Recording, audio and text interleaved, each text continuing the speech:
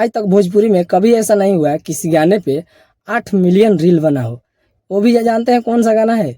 चलते हुए स्क्रीन पे आप देख सकते हैं कि ये गाना मरून कलर सड़िया मतलब यूपी बिहार का पूरा इंस्टाग्राम पे आप खोलिएगा तो एक के बाद स्क्रॉल कीजिएगा इंस्टाग्राम को तो आपको प्रत्येक रील के बाद प्रत्येक रील आ ही जाएगा।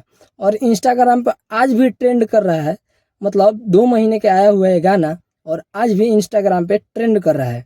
भोजपुरी इतिहास में पहली बार हुआ है कि किसी गाने पे 8 मिलियन रील बनना, ये अपने आप में एक बहुत बड़ा कामयाबी है और ऐसा कारनामा कोई नहीं आज तक किया था, चाहे वो पवन सिंह हो चाहे खेसारी लाल यादव हो। लेकिन जो ये लकीर खींचे हैं नीलकमल सिंह, ये लकीर दूसरा कोई भोजपुरी में खींच ही नहीं सकता है। मतलब सोचिए कि एक गाना लाते हैं जिसमें एक्टिंग करते हैं दिनेश लाल यादव निरहुआ और अम्रपाली दुबे, मतलब इन लोगों का गजब का एक्टिंग उसमें रहता है और आवाज़ के जादूगर हमारे नीलकमल सिंह और कल्पना पटवारी इसमें है। और इस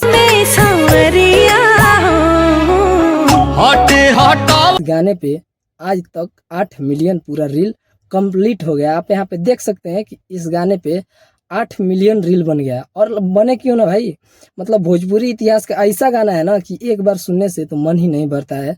बाकी आपका क्या विचार है कमेंट बॉक्स में जरूर बताएं और वीडियो अच्छा लगा हो तो चैनल को सब्सक्राइब करके और वीडियो को लाइक कर दें। तब तक के लिए मिलते हैं दूसरे वीडियो में, तब तक के लिए जय हिंद जय भारत।